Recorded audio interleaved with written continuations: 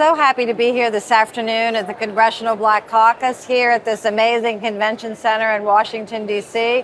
I think it's the 52nd year of this amazing gathering of leaders speaking about some of the most important issues domestically and internationally. And first, we have Congressman Kendrick Meek, who served 3 terms in Congress. And can I say, your mom served before you, right? A true trailblazer. Yep. And then Congressman Troy Carter, 2nd term and vice chair of the Black Caucus, and from hometown, New Orleans, Absolutely. Louisiana, and representing the 2nd Congressional District. So it's just wonderful to be here. And I want to ask Kendrick, you recently came on board to be part of the leadership team for Natural Allies, which is reaching out to renewables, natural gas.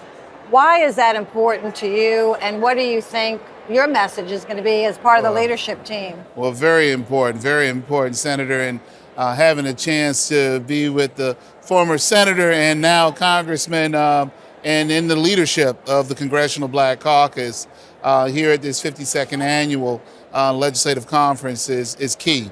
The fight that they fought as it relates to getting the federal commitment to where it is now, to move this country domestically, energy-wise, economically, and also environmentally, is a very important time. And I'm glad to be a part of the Natural Allies coalition to move us forward, to share with leaders and regulators what they can do to expand job opportunities, investment. Well, when we were here once before, we did not have the kind of leadership in place that would allow all communities to participate in this evolution of opportunity. And with the chairman being a part of a community that provides not only liquefied, natural gas, but also the export opportunities that are there and job opportunities, I'm excited about the opportunity that's presented before us. We're thrilled to have you, and it's Congressman Tim Ryan, Congressman Kendrick Meek, Mayor Nutter from Philadelphia, and myself are the 4 leaders of Natural Allies. But Congressman, you know a lot about energy. You're from an energy state. We have a proud history in energy going back, over 100 years. And now we have the opportunity with liquefied natural gas, exporting it more cleanly than many countries do, as you know, and it's your district's right in the center of it. But how do you talk at home at the balance between natural gas, solar, and wind, the necessity to work together and try to move to the future? How do you talk about it to your constituents? What I always say, regardless of the audience I'm with, is coexistence. Recognizing that there have been people that have been wrong because of the historical issues with chemical plants being situated in close proximities of communities. But that doesn't mean that coexistence is a bad word or that it can't work. It does mean that we have to learn to have cleaner and greener technologies. Natural gas is a no-brainer, right? We have a plethora of it in Louisiana. We have the resources to create cleaner fuels and cleaner energies. And we have the opportunity to monetize it for our people, to give people an opportunity to have a job, to work, and to have an economy that's robust, that's dependent on us and not foreign entities. Louisiana is rich with natural resources. We have to make sure that coexistence is able to transcend that the community is a part of it, that they're brought in and they're shared the plans, that until we get to that point of being able to have wind and solar and natural gas, we have to transition to that. There has to be a ramp up period, but we can't wrap up if we don't educate and include the communities, particularly those communities that have been most wronged, who have not historically been at the table. And my commitment to the community, to industry, is to be the bridge to create a better understanding of these technologies, to recognize our own natural resources, to recognize that our communities can get better, and it's going to take time. We are fortunate to have a White House and the Biden-Harris administration that gets it. Rather, it was the Inflation Reduction Act or the $1.2 trillion infrastructure bill. We've had more money inserted into this space to do something to recognize natural gas, carbon sequestration, to recognize cleaner forms of maintaining our power as a superpower and Louisiana as a place where a percentage of our strategic preserve lives. Those are all things that most people don't understand. But you go right to Michoud and you see the propellers are being processed in New Orleans. For wind, for the wind turbines. We have the opportunity for solar farms. We have the opportunity now to utilize those platforms that are out there because the infrastructure is so similar. We're naturally situated in the Gulf of Mexico, where New Orleans, where Louisiana sits. We now have to make sure that we continue to use these resources, as Senator Landrieu has been a champion in making sure that we got our fair share, making sure that we were able to protect our coastlines. These are issues that are ongoing.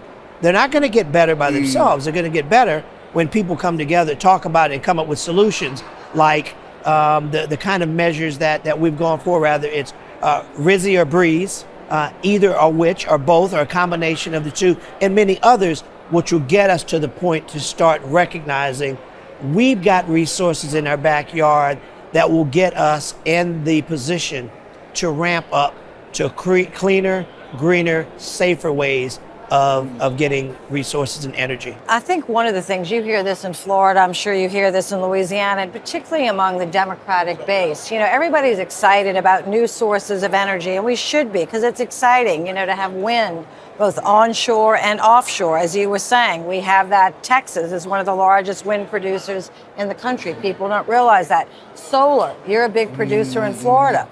But still, today, I was looking at these numbers, more than 75% of our energy comes from natural gas, more with wind, more with solar. It's increasing, but still the base is natural gas. Florida, the base is natural gas. We just visited with Congressman Horsford from Nevada. He's getting more wind and more solar, but his base is natural gas. And so we want to say to folks, this is a combination. It's not one or the other, it's both. So how do you talk about that in Florida with more renewable energy, but needing that base fuel, because when winds aren't blowing and the sun's not shining, people still want electricity 24/7, and particularly in all communities, but particularly Black and brown communities, affordability is key. So what do you think about that? Affordability is key. And for the other two opportunities as it relates to solar, as it relates to wind, natural gas is a part of that solution. And we can move forward together. Because the need is there and there's enough room.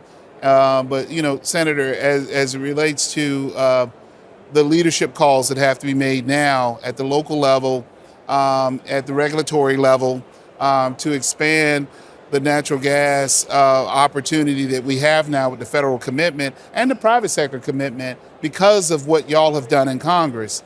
And I know that we were just talking with Chairman Horsford, led a meeting here at this conference with not only mayors, but also state legislators. And with you being a former prominent member of the state legislature and involved in the National Conference of Black State Legislators, what will be the message of delivering or allowing these members to understand in the elected core and the appointed core about the responsibility of making sure that not only urban areas but rural areas are able to take advantage of what natural gas can provide, especially with you having so much of it, the industry in your district. This can become a reality in some other areas of America. And a lot of these leaders, especially of these big cities, are Black mayors or mayors that are in rural areas too. And we were also talking about the fact that the CBC represent areas that are not predominantly Black. Right. They're predominantly white. But this message of a cleaner delivery of energy, affordable job opportunities, investment opportunities, a lot different than what we saw back in FDR. We have a different kind of leadership right now, that expansion that can change communities. Well, I think it begins with education. If you're going to get, whether it's the state or local leaders to buy in, it's going to begin by getting the community to buy in. And in order way to get the community to buy in is to share with them, sit down, have the tough conversation. Some of it won't be easy. Some will be challenging. Whenever we talk about energy or environmental justice or any changes in the paradigm of how we extract our resources, but they're worth it. Because when the people are brought to the table and they are made to see that you're not the enemy, right? The problem is for so long, the two have never met. It's been difficult to get them to the table because one thought one didn't want to meet, the other thought the other one meet, and maybe they didn't. But we can't stay on that. It's unsustainable. In order for us to be able to reach those goals, educate the populace, demonstrate that we really are advancing away from antiquated forms into newer forms that are cleaner and greener, more productive, job opportunities, opportunities for taxation for school boards and schools and local governments, is all tied to it. That's how you get the buy-in, but you won't get it with the slick salesman. You've got to sit down. You've got to let people kind of vent because they've been lied to. They've been disregarded and ignored. They have been hoodwinked. So they're a little uneasy. So we all have to toughen our skin, belly up to the bar, sit down with them, listen to them, and then share with them where we are, understanding that there's a lot of mistrust because of some of the sins of the past. But those of us who are leaders, that's kind of what we sign up for. We're there to stand in the gap, to balance the scales, to not necessarily pick winners and losers, but at all costs to protect communities. And I think we do that. We get into those legislative cycles. We get into those town hall meetings. We get into those churches. We get into the communities. We talk to and listen to the activists. And man, we start to see progress. And we maybe I cannot think avoid we all want the same thing. We want great opportunities, economic opportunities. We want a cleaner, greener future. And instead of like fighting and warring with each other, you can have wind, solar, nuclear, hydro, natural and listen, gas, at some point you may working have to together, have, and new technology. At some point you may have to have it all until you ratchet up to the best. Right. And there, as the Congressman said a minute ago, it's not a competition. It's not in place of or in lieu of, it's an addition to. Yes. Until we get to the best point. Yes. But in the midst of that, we're creating jobs and a stronger economy while we're creating a safer environment. We get one Earth. But here's one thing that I want to put on both of your mind, and we've talked about this, and I know I'm preaching to the choir because you preach the same. Many of the community members are concerned and they say, we get the dirt, but we don't get the jobs or the economics of it. We have to stop watching truckloads of people with plates, license plates from surrounding states, drive out every day and take that money to another state.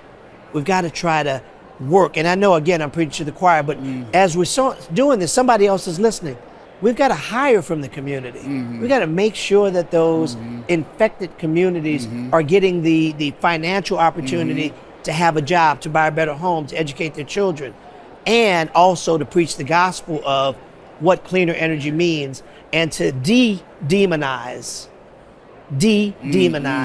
the whole industry, because all industry is not the enemy. Well, this has been phenomenal, you guys. Thank you so much. And if you want to learn more about what our conversation is, go to naturalalliesforcleanenergy.org, and we look forward to continuing this conversation.